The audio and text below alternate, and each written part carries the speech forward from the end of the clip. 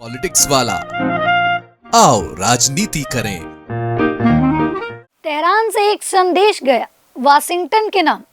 Iran का भविष्य किसी एप्स्टीन गैंग के मेज पर नहीं, ईरान की जनता के फैसले से लिखा जाएगा। ईरान में सत्ता का सबसे बड़ा फैसला हो गया है और इस फैसले ने अंतर्राष्ट्रीय राजनीति को भी गरमा दिया है। अली खामनेई के बेटे मुस्तफा खामनेई को ईरान का नया सुप्रीम लीडर चुन लिया गया है। सोमवार तड़के ईरानी सरकारी टीवी ने इसका आधिकारिक ऐलान किया, लेकिन इस ऐलान के साथ ही अमेरिका और ईरान के बीच बयानबाजी भी तेज हो गई है, क्योंकि अमेरिका के राष्ट्रपति डोनाल्ड ट्रंप पहले से कह चुके थे कि ईरान उनके बिना नया सुप्रीम लीडर न चुने। अब ईरान की संसद के स्पीकर मोहम्मद बागेर कालिबाफ ने इस बयान पर तीखा पलटवार किया है। उन्होंने तंज कसते हुए कहा, ईरान का भविष्य किसी एप्स्टीन गैंग से नहीं बल्कि ईरान की जनता तय करेगी। यानी मतलब साफ है, ईरान की सत्ता का फैसला तेहरान से होगा, किसी बाहरी ताकत के इशारे पर नहीं। आपको बता दें कि ईरान के सुप्रीम लीडर अली खामनेई की 28 फरवरी को अमेरिका इजराइल के हमले में मौत हो गई थी। वे करीब 35 साल तक ईरान के सर्वोच्च सत्ता पर काबिज रहे।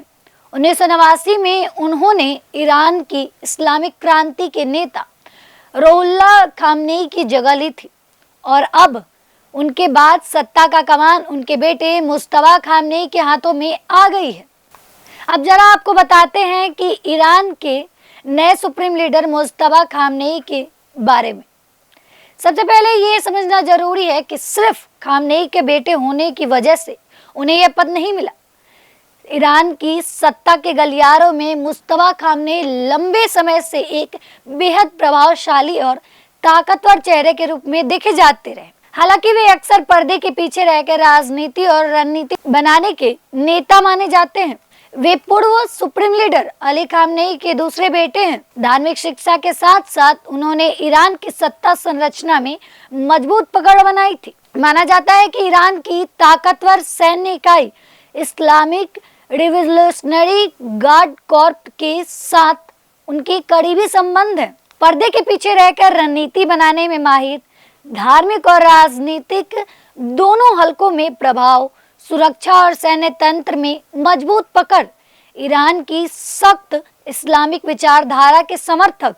ये है मुस्तफा खामनेई की कुछ खास बातें। दिलचस्प बात यह भी है कि मुस्तफा खामनेई ने आज तक कोई भी चुनाव नहीं लड़ा और ना ही कोई बड़ा सरकारी पद संभाला, लेकिन इसके बावजूद ईरान की सत्ता के गलियारों में उन्हें लंबे समय से बेहद ताकतवर माना जाता रहा है और अब वे औपचारिक रूप से ईरान के नए सुप्रीम लीडर बन चुके हैं।